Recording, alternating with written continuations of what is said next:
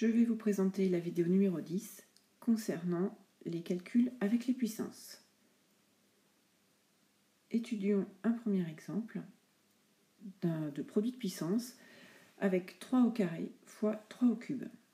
3 au carré est donc égal à 3 fois 3 et 3 au cube à 3 fois 3 fois 3. On obtient ainsi 5 facteurs égaux à 3, donc 3 puissance 5. On a ainsi 3 puissance 2 fois 3 puissance 3 égale 3 puissance 2 plus 3. Et on a ainsi directement 3 puissance 5. Il fallait donc ici additionner les puissances. On peut résumer ainsi a puissance n fois a puissance m égale a puissance n plus m. Étudions maintenant les quotients de puissance. Donc nous étudions 3 puissance 5 sur 3 puissance 2. C'est donc égal à 3 fois 3 fois 3 fois 3 fois 3 sur 3 fois 3. On peut donc simplifier le numérateur et le dénominateur et on obtient l'égalité 3 fois 3 fois 3.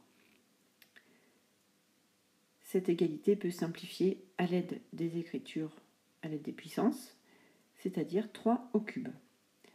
On peut résumer ainsi que 3 puissance 5 sur 3 puissance 2, c'est égal à 3 puissance 5 moins 2, ou encore 3 puissance 3. Étudions maintenant. Donc, on peut donc généraliser a puissance n sur a puissance m égale a puissance n moins m. On a donc l'ordre d'un quotient soustrait les puissances. Étudions maintenant le cas de puissance de puissance. 4 puissance 2 puissance 3. 4 puissance 2, c'est donc égal à un produit de 2 facteurs égaux à 4 élevé à la puissance 3. On a ainsi 3 fois ce produit qui se répète. On a donc un produit égal à 6 facteurs égaux à 4, donc égal à 4 puissance 6.